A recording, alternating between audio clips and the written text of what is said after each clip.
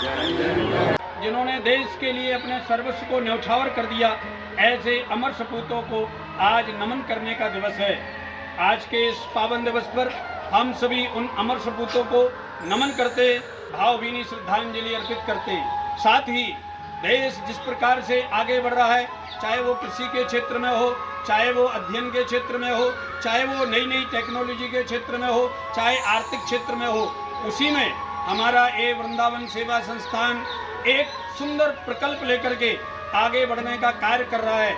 ऐसे वृंदावन सेवा संस्थान के समस्त पदाधिकारियों को स्वतंत्रता दिवस के पावन अवसर पर बहुत बहुत बधाई और बहुत बहुत शुभकामनाएं। हम अगर देश की ग्रोथ में एक गिलहरी की भांति अपना योगदान प्रदान करते हैं तो निश्चित ही हम भी उस स्वतंत्रता की आज़ादी के सहभागी बनते हैं। जब हम अपने देश के ग्रोथ के लिए, देश के कल्याण के लिए, प्रत्येक नागरिक की सुरक्षा के लिए, समृद्धि के लिए अपने अगर विचारों को भी समाज में अग्रसर करने का कार्य करते हैं तो हमारी भी एक आहुति प्रदान होती है। और ये सच है, मिटा दो बीच की दीवारें, तुम्हारा आंगन 2 गुना हो जाएगा। को एक संकल्प लेना होगा कि हम सभी जो हमारे अंदर एक ईगो की दीवार है, हमारे अंदर अहंता की दीवार है, इसको तोड़ करके देश को आगे बढ़ाने के लिए कुछ ना कुछ नित्य करेंगे। क्योंकि आज हमारे सामने एक प्राकृतिक संकट सामने दिखाई दे रहा है। हमारे देश के चारों ओर एक भयावह माहौल है लगे हुए हैं और उस स्थिति में हमारा हिंदू पिट रहा है।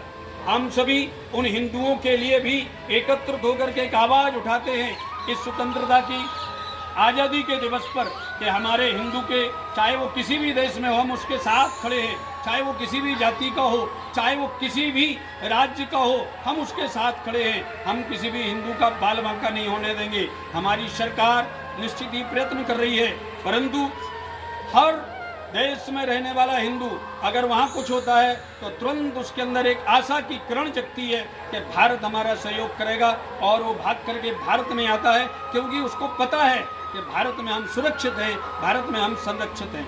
दूसरी एक और स्थिति बनती जा रही है, जो प्राकृतिक परिवर्तन हो रहे हैं ग्लोबल वार्मिंग की वजह से, जो हमारे देश में ही नहीं अपितु पूरे विश्व में एक भयावह की स्थिति बनती जा रही है।